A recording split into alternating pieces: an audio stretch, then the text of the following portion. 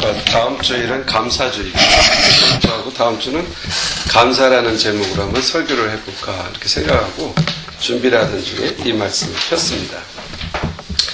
이 감사라는 말은 영어로는 thanks, 그러니까 thank, 아주 간단한 말이죠. 그리고 또 우리 한국말로도 감사. 근데 이걸 발음하는데 걸리는 시간이 0.3초도 안 걸린답니다. 딱 말해 감사. 0.3초도 안 걸리고 말할 수 있는 것이 이 감사라는 말이라고 합니다. 그런데 이 감사가 인생을 바꿀 수 있는 그런 놀라운 능력이 있다는 사실을 아십니까? 성경에는 이 감사에 대해서 놀라운 비밀들을 우리에게 많이 주고 있습니다. 오늘은 이 감사라는 제목을 살피면서 감사는 표현되는 것이다 라는 사실을 인식했으면 좋겠습니다. 감사는 내가 말하는 것이지만 실제로 그 감사는 감사를 말로 표현될 때 감사가 되는 것이지, 감사는 마음으로 하는 게 아니고 감사는 표현될 때 감사가 되는 것이죠. 바로 그게 중요한 거예요. 그래서 하나님은 감사를 표현하시기 원합니다. 우리가 감사를 표현하기를.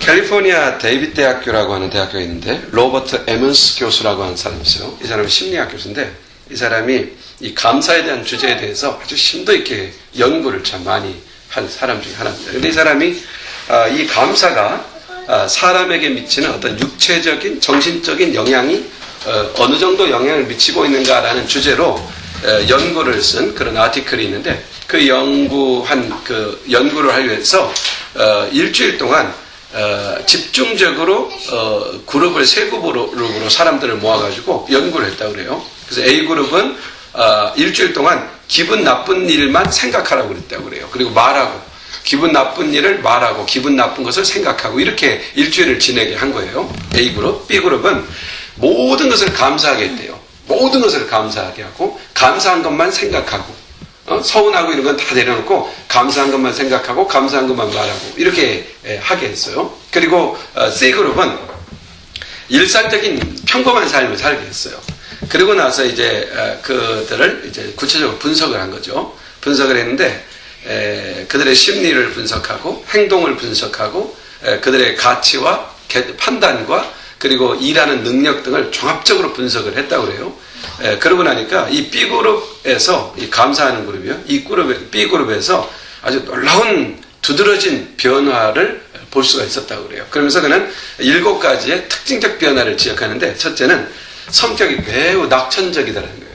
아주 여유가 있고 낙천적이고 그러면서도 아주 열정적이더라는 거예요.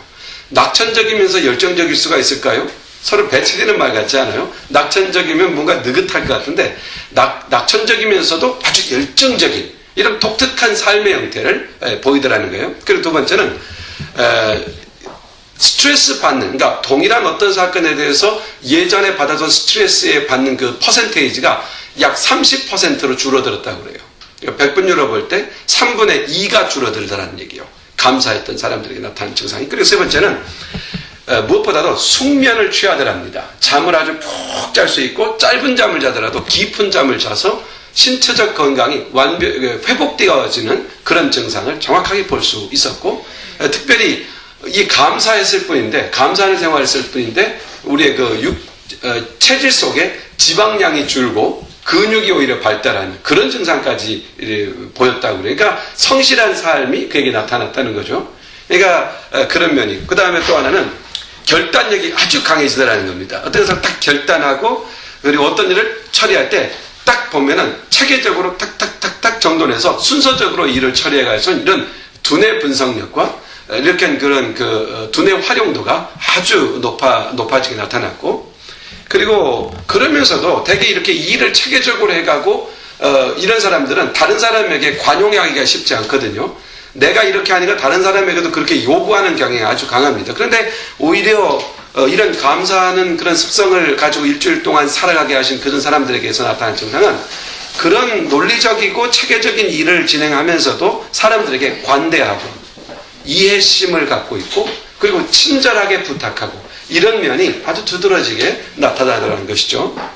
그리고 여섯째로는 일주일 후에 그들과 피드백을 하면서 느꼈던 아주 중요한 사실은 인생에 대한 가치관의 변화가 많이 드러났다고 해요. 어떤 목표 설정이나 이런 방향 설정에 있어서 어떤 새로운 것들에 대한 도전을 받았다는 그런 어떤 목표, 인생 목표에 대해서 이렇게 수정되고 있는 증상들이 보였다는 것이죠. 그리고 무엇보다도 가족 관계가 아주 돈독해지는 그런 증상을 보였다고 합니다. 이런 7가지를 이야기하면서 그 사람이 이제 이런 연구 결과를 토대로 해서 정돈을 하면서 그가 몇 가지 결론을 내는데 그 결론 내린 중에 하나가 뭔지 알아요?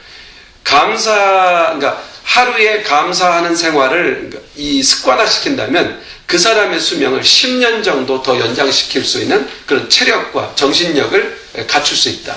그러니까 즉 다시 말해서 감사가 10년의 수명을 연장할 수 있다고 하는 그런 어떤 객관적인 증거를 이런 증거를 가지고 그런 결론을 도출해내는 그 결과를 본 적이 있습니다. 여러분 중요한 것은 감사하는 습관이 얼마나 중요한가라는 것을 이야기하고 싶어서 드리는 말씀입니다. 우리가 일반적인 인간관계 속에서도 이 감사가 사람을 변화시키고 있다면 그리스도 안에서의 감사는 얼마나 위력이 있겠는가라는 겁니다. 여러분 저는 그 사람의 사상에는 동의하지 않습니다만은 토크쇼의 여왕이라고 부르면 윈프리라고 하는 오프라 윈프리를 이야기하지 않습니까? 그는 너무나도 열악한 환경 속에 살았고 청소년 시절에 정말 피폐한 삶을 살았고 원치 않은 임신을 해서 청소년기에 고통을 당했고 여러 가지 시련과 구박과 고통 속에 살았던 사람이에요. 근데 그 사람이 미국에서 대단한 사람으로 성공을 했잖아요. 자타가 공인하는 정말 미국의 유명인이 되면 안티그룹이 꼭 생기는데 유일하게 안티그룹이 없는 사람이 오프라 윈프리라고 그래요.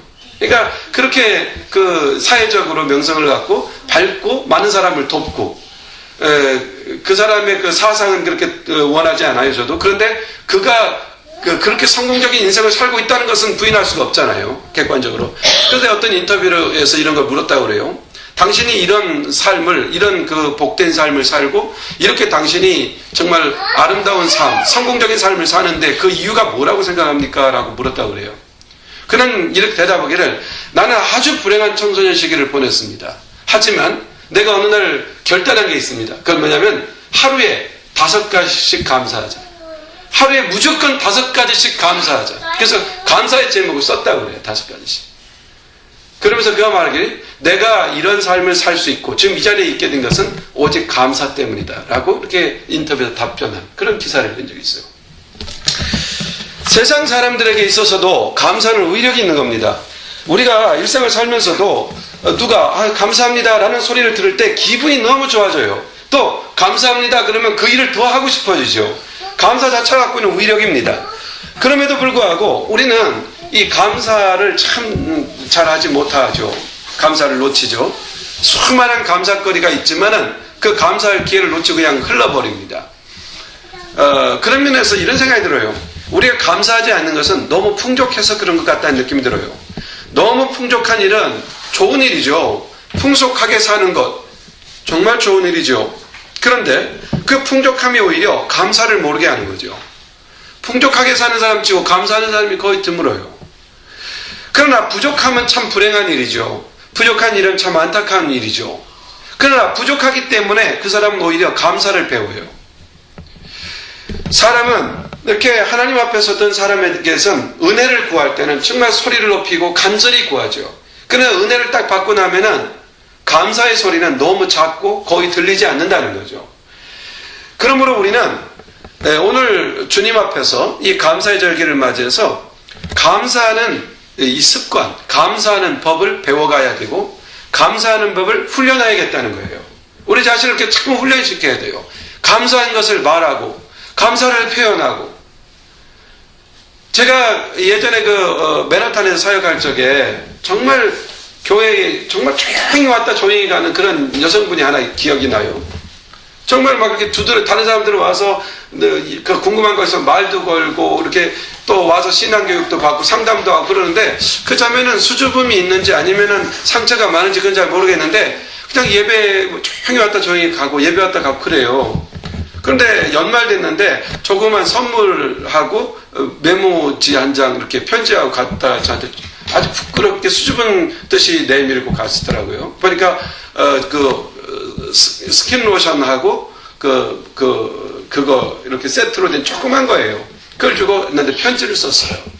근데 오가면서 거기 편지 내용이 그런 내용이에요.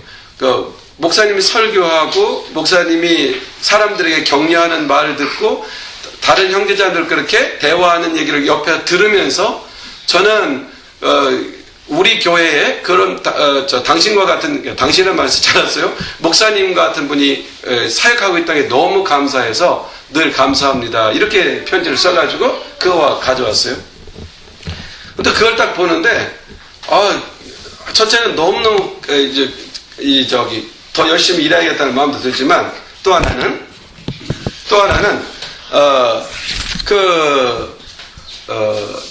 내 자신을 돌아보며 정말 나는 그렇게 감사하고 있는가 하는 마음을 돌아보게 됐어요. 그런 마음을 갖게 하시더라고요. 그런 이 감사는 사람의 마음을 상당히 변화시켜요. 정말 하는 열정을 다시 한번 일어나게 하죠. 감사하는 마음이죠. 감사는 표현될 때 나타나는 것이죠. 오늘 본문에서 예수님은 10명의 문둥병자를 만났어요. 그 당시 문둥병자는 무덤가에 사는 비참한 삶을 살아야 됐죠. 근데 그들이 예수님을 찾아와서 고쳐달라고 소리칠 때 주님이 그렇게 말하죠. 가서 제사장에 대해 너희들의 몸을 보여라. 이게 무슨 말인지 다 알아요. 제사장이 보인다는 말은 문둥병자가 나았을 때 나은 것을 판정받는 사람이 누구예요? 제사장이었던 것이죠. 그러니까 가서 제사장이 보이라 이 말은 내가 너를 고쳐줬다라는 말이 되는 거예요. 근데 그들이 제사장한테 뛰어가다 보니까 자기 몸이 다 나은 것을 보게 된 거예요. 자기 몸이 다 치유된 걸 본 거죠.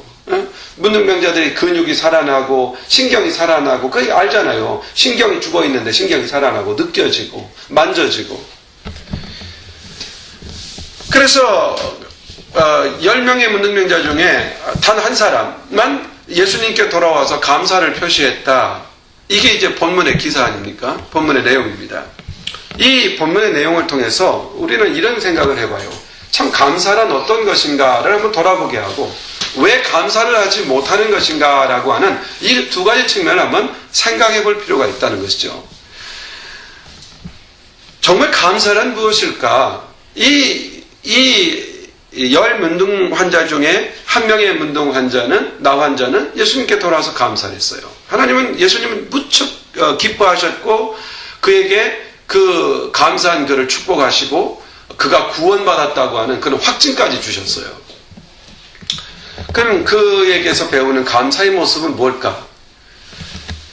오늘 15절에 보면 이렇게 말씀합니다. 그 중에 한 사람이 자기가 나은 것을 보고 그랬습니다.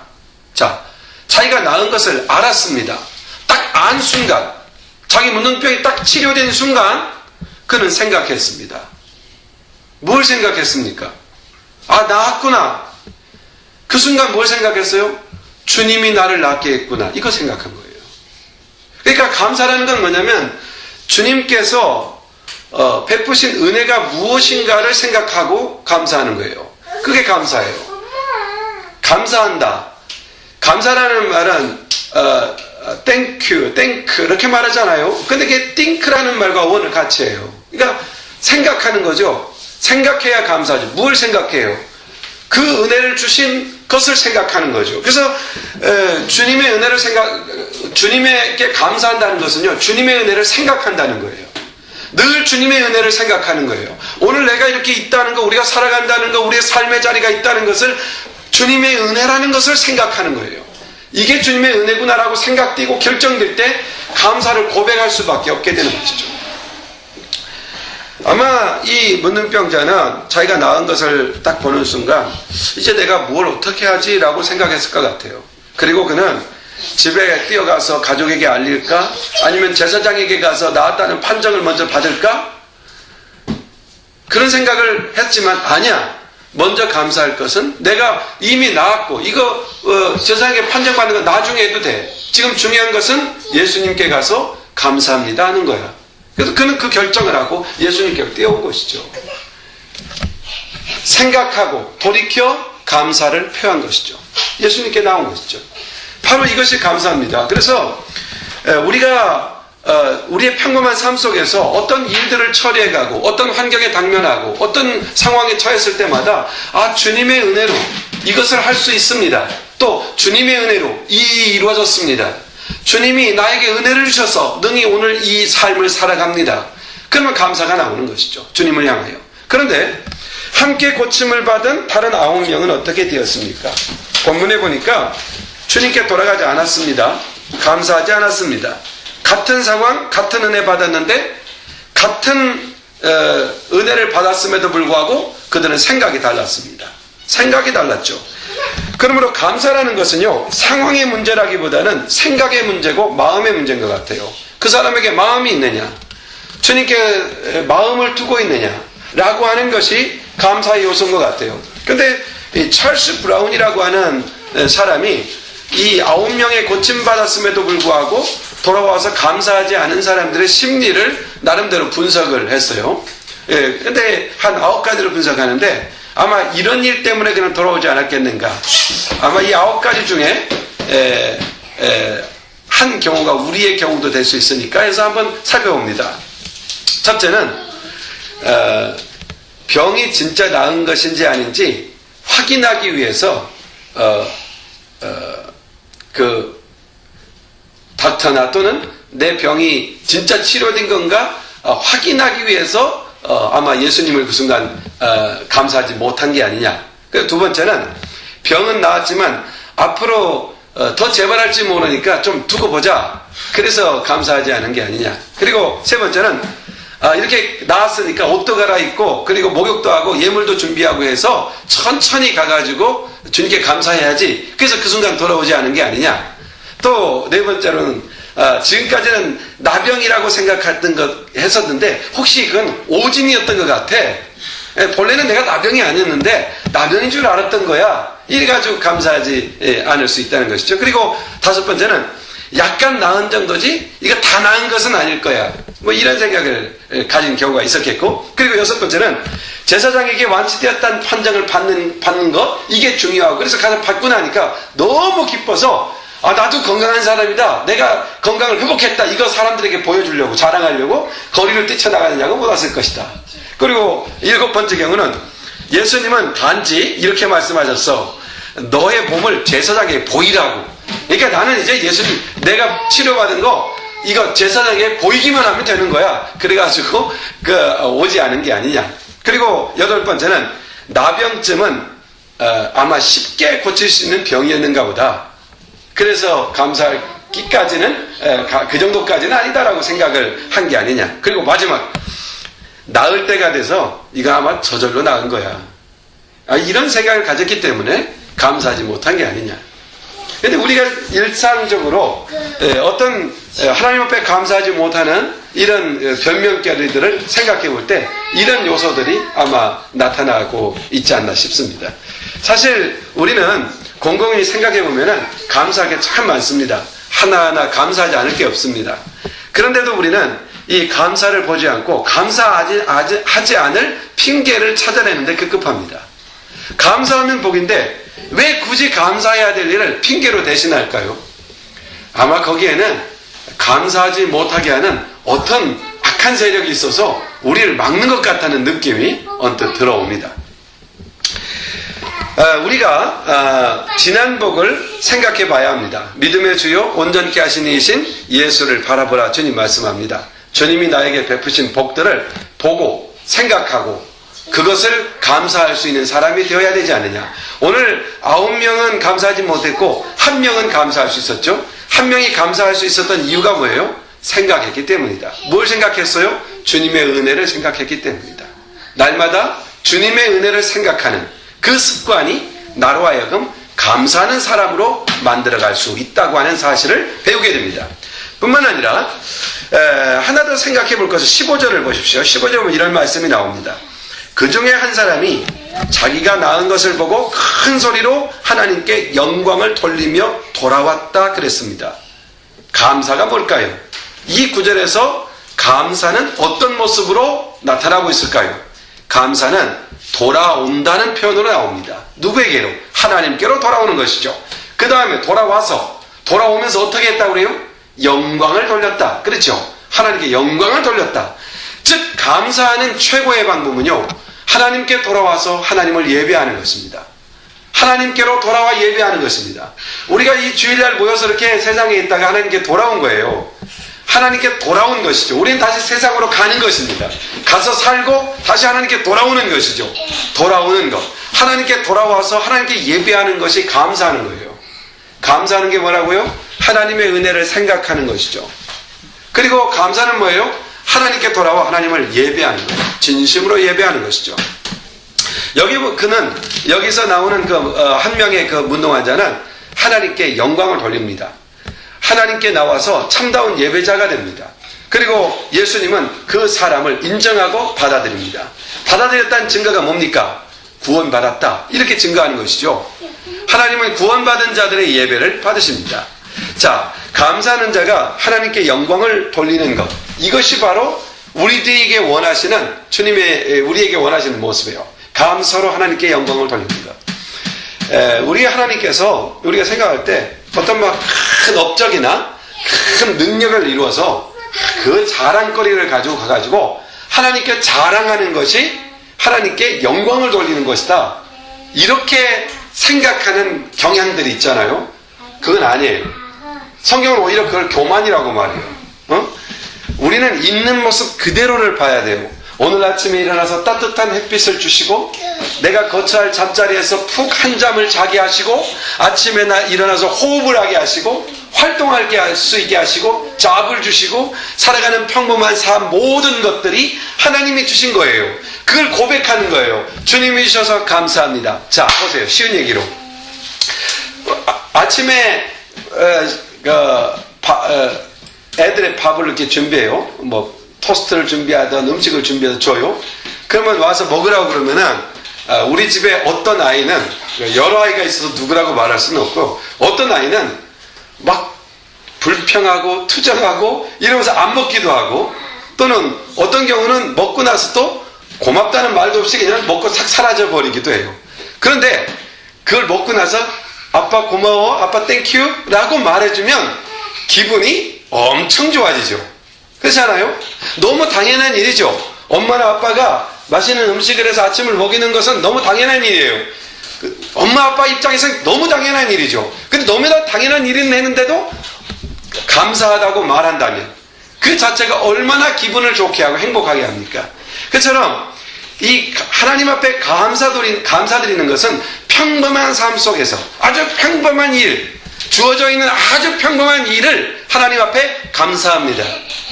아주 평범한 일을 감사로 돌릴 수 있는 것, 이것을 하나님은 영광으로 받으신다는 거예요. 왜요? 그 일을 누가 하신 거예요? 하나님이 하셨기 때문에. 그렇죠? 그렇습니다. 그러므로 감사하는 삶 자체가 하나님께 영광이 된다는 사실을 우리는 분명히 알아야 돼요. 하나님께 영광을 돌린다. 그러면 하나님을 위해서 무엇을 해드릴까라고 생각하잖아요. 그것은 우리들의 헌신이고 섬김이죠. 그것은 하나님께 영광 드리는 것은 있는 그대로 하나님이 나에게 허락하신 것들을 누리고 있는 그 자체를 고백하고 감사하는 것입니다. 시편 50편 23절에 그러므로 시인은 이렇게 말합니다. 감사로 제사를 드리는 자가 나를 영화롭게 하나니 그의 행위를 옳게 하는 자에게 내가 하나님의 구원을 보이리라. 하나님은 감사함으로 모든 삶을 받아들이고 감사함으로 하나님 앞에 나와 경배하는 자를 영화롭게 하신다고 말씀을 합니다.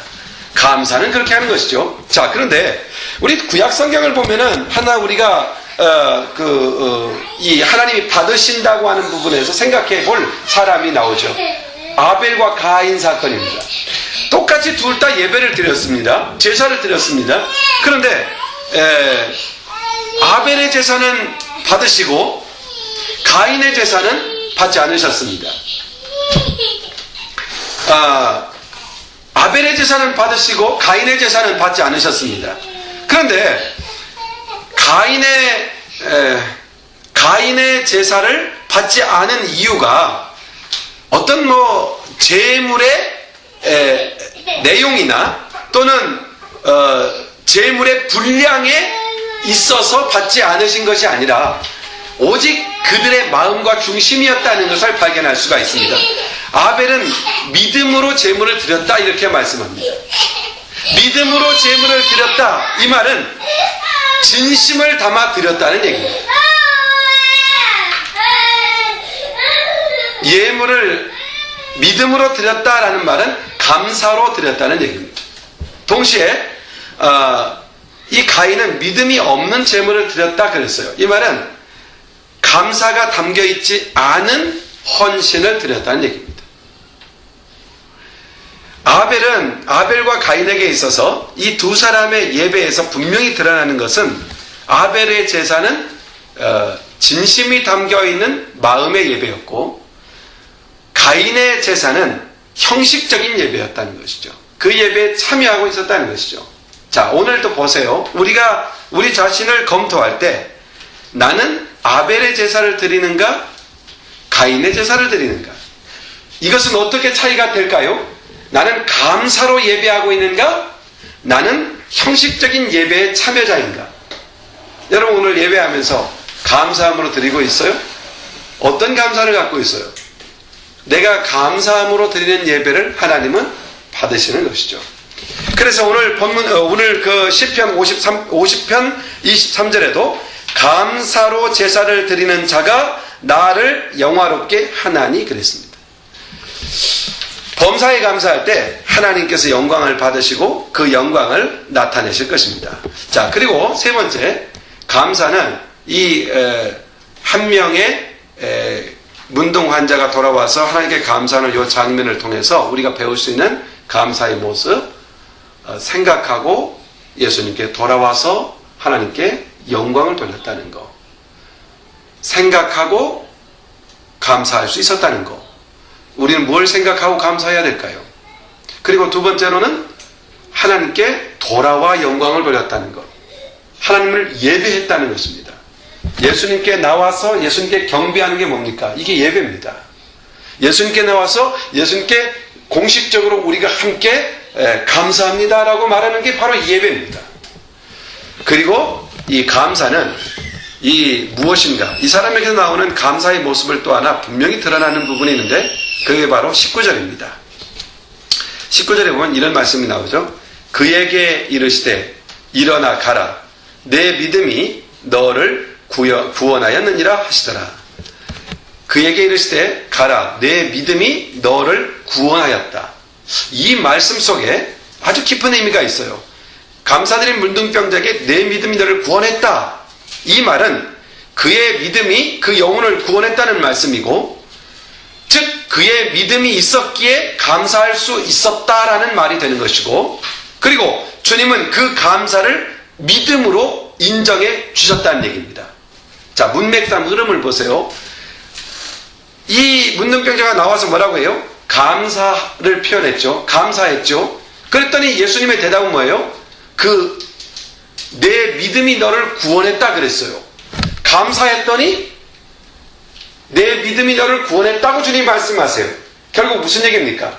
감사는 곧 그의 믿음이었다는 얘기입니다.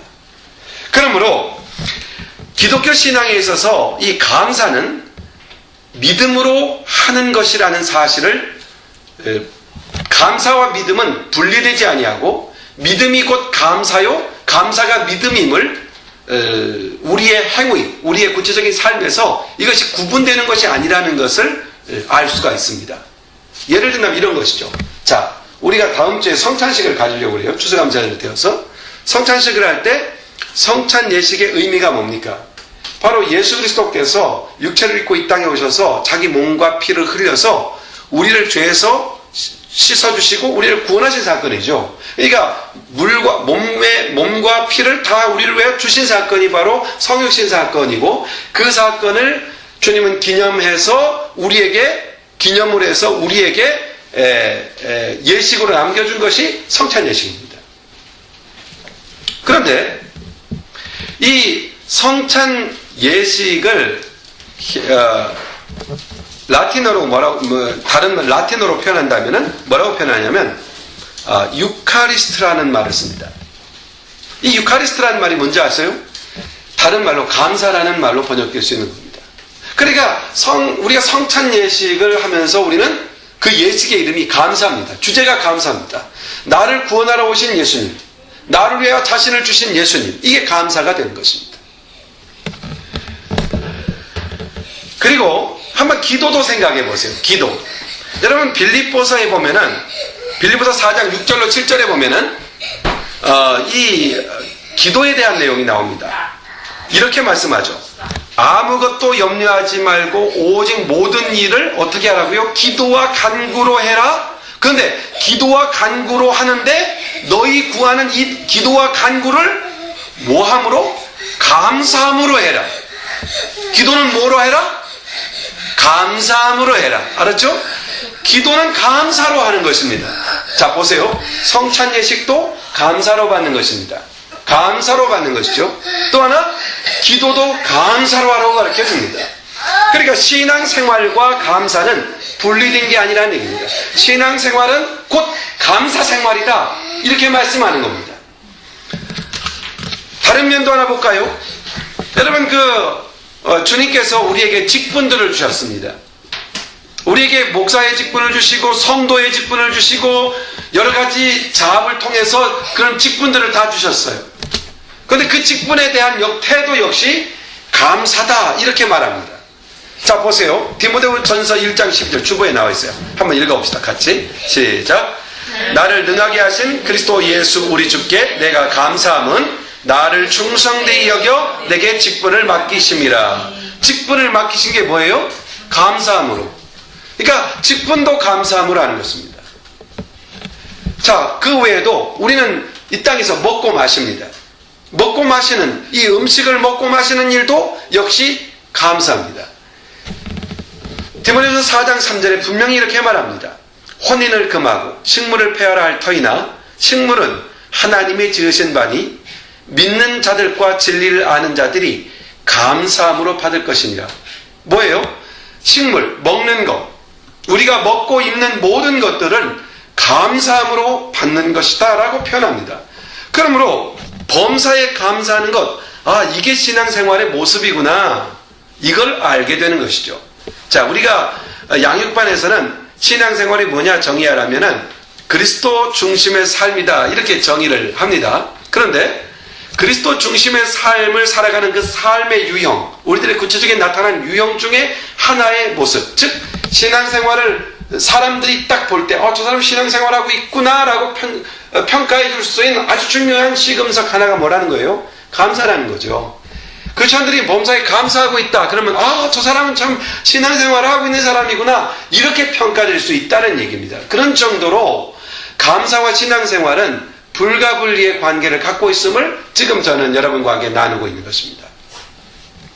그러므로 사도 바울은 데살로니가 전서 5장이죠. 에서 보면 이런 말씀합니다. 너희는 범사에 감사하라. 이것이 하나님의 뜻이다.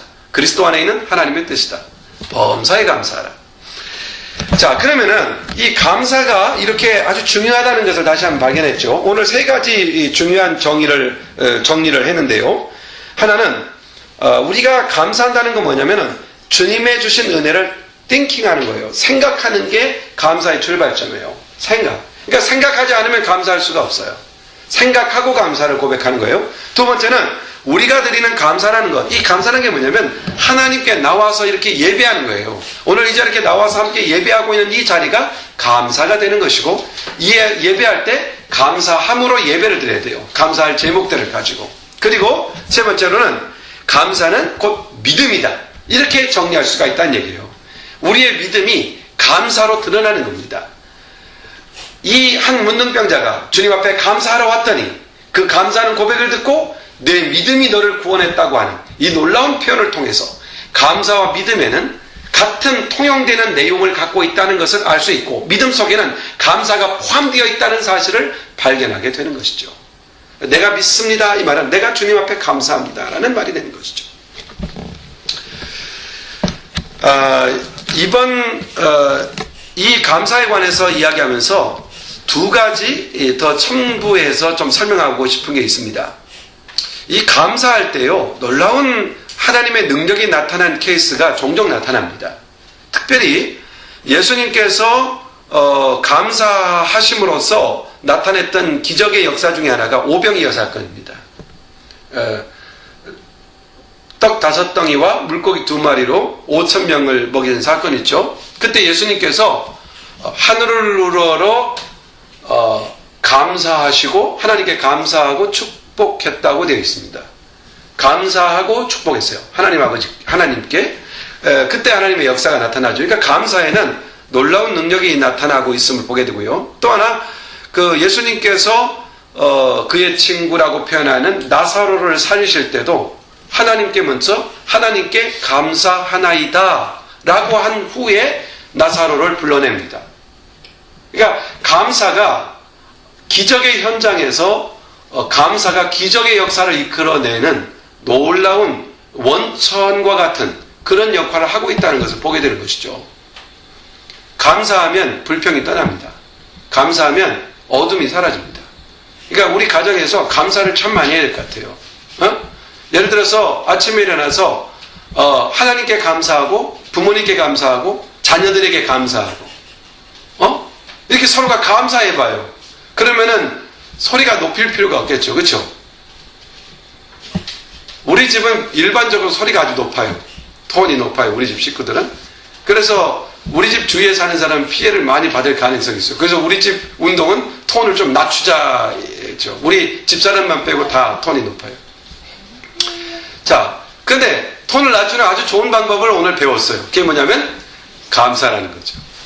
감사한 마음을 가지면 모든 것을 컴다운 할 수 있고 조절할 수도 있고 감사가 축복이구나라는 걸 알게 되죠. 그래서 오늘 여기 시편 100편 4절에 보면 감사에 대해서 이런 말씀이 나와요.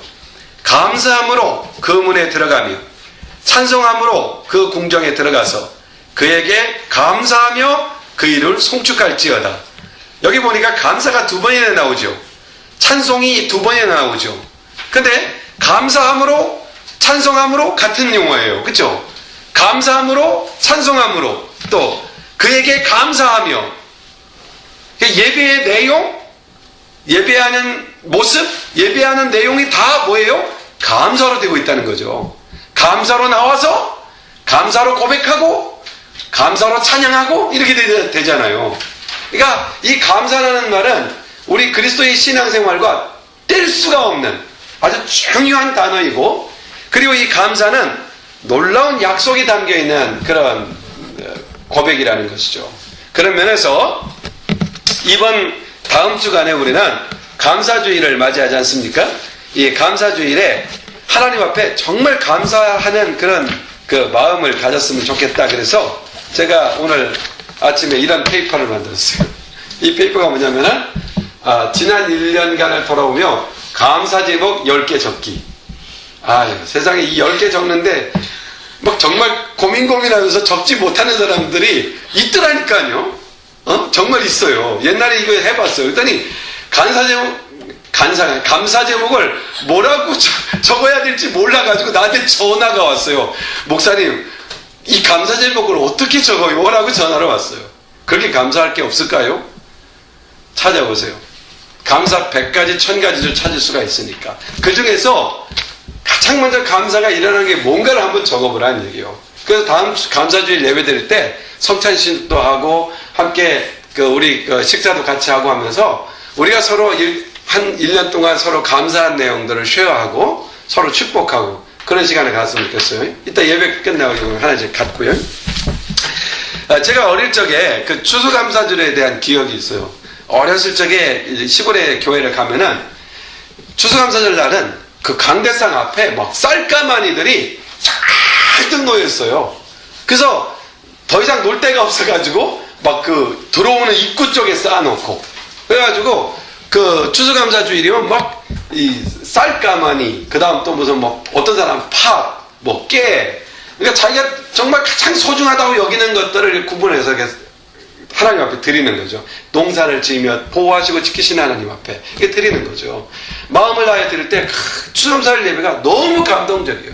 쌀가마니에 둘러앉아서 드리는 예배, 정말 감동적이죠. 그 갔다가니 하나님 앞에 드린 사람은요, 그날따라 찬송 소리가 10배는 더 커요. 큰 소리로 하고요. 벌써 표정이 달라요. 하나님께 드리는 데서 오는 기쁨이죠. 그런 추수감사절의 기억이 있습니다. 여러분 추수감사절에 여러분 이 10가지 기도 제목과 함께 하나님 앞에 감사를 어떻게 표현할 수 있을까를 한번 생각해 보세요. 무엇으로 해도 관계없어요. 마음속에 정말 감사절의 의미는 거기에 있는 것이죠. 하나님께 진심으로 감사할 수 있는 게 뭘까? 나는 하나님께 감사해서 어떻게 하나님 앞에 그 감사를 표현할 수 있을까? 감사는 표현되어져야 하는 것이기 때문이죠. 1년을 지나보면서 10가지 기도 제목 리스트를 정하고 그 다음에 이번 한 주간 동안 지내면서 내가 우리 하나님께 어떻게 감사 예배를 드릴 수 있을까를 한번 고민해보고 함께 모여 감사할 수 있다면 정말 하나님 앞에 1년 중에 가장 어떤 의미에서 우리 기독교 신앙에 있어서 가장 큰 철기 그러면 부활절하고 성탄절을 말하잖아요. 그런데 우리는 이 절기를 4대 절기라고 해서 부활절, 그 다음에 추수감사절, 맥주감사절, 그 다음에 성탄절, 추수감사절, 그 다음에 성탄절, 이렇게 4개의 절기로 기독교 전통 그렇게 지켜왔었어요. 근데 맥주감사절은 7월 1일 첫 주에 드리는 거거든요. 그래서 반년 동안 인도하신 하나님. 그래서 맥주, 보리의 추수, 가을에 뿌렸던 추수를 거두는 시기에 드리는 추수감사절이고, 그리고 봄에 뿌렸던 것을 추수하는 가을에 드리는 거두는 추수감사절이 되는 것이죠. 이렇게 드려왔었어요. 근데 맥주감사절은 거의 요즘은 잘 지켜지지 않는 것 같고요. 이제 추수감사절이 그러다 보니까 아주 중요한 감사절이 된 것이죠. 우리에게 있어서 감사를 돌아볼 수 있는 이 감사절기에 다시 한번 하나님 앞에 감사를 구체적으로 표현해 볼 수 있는 그런 예배를 다음 주에 드렸으면 좋겠습니다. 다음 주에 저는 성찬 예식을 준비할 예정입니다. 여러분들은 주님 앞에 감사하면서 무엇을 준비할 수 있겠습니까? 그렇게 나와서 함께 드리기 원하고요. 그리고 다음 주에 이 기도 제목과 함께 하나님 앞에 내가 가진 것 중에 하나님 앞에 드리는 게 하나 있고요. 그 다음에 내가 내 몸으로 하나님 앞에 드릴 수 있는 것이 있어요. 찬양, 기도, 다 있겠죠? 그래서, 하나님 앞에 드릴 수 있는 것들을 몇 가지 장르로 준비해서 함께 나눌 수 있는 그런 주일이 됐으면 좋겠어요. 적어도 찬송, 영 준비할 게 없다면 찬송이라도 준비해야죠. 최고의 찬송이죠. 찬송을 준비하고. 또, 악기를 다루면 악기로 드릴 수 있고. 그렇죠? 이렇게 하나님 앞에 드리는 그런 추수감사 주일을 우리가 보낼 수 있었으면 좋겠습니다. 우리 하나님 앞에서 돌아보아 생각하고 하나님이 주신 은혜를 생각하는 우리가 되십시다. 그리고 하나님께 나와서 하나님께 온전한 예배, 마음의 예배를 드리는 그런 감사의 사람이 되십시다. 그리고 더 나아가서 나의 감사의 표현이 나의 믿음의 표현이라는 것을 잊지 맙시다. 그래서 범사의 감사함으로 살아가는 저와 여러분들이 되었으면 좋겠습니다. 기도하겠습니다. 하나님 아버지 감사합니다. 오늘 우리 사랑하는 성도들과 함께 감사절기를 맞이해서 감사가 얼마나 중요한가를 다시 한번 우리 마음속에 리마인드하는 그런 시간을 가졌습니다.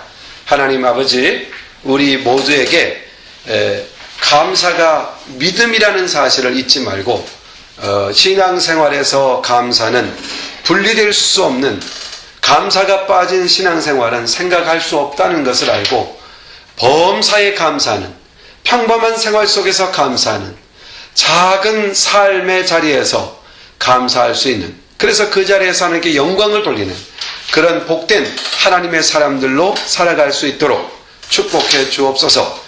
예수님의 이름으로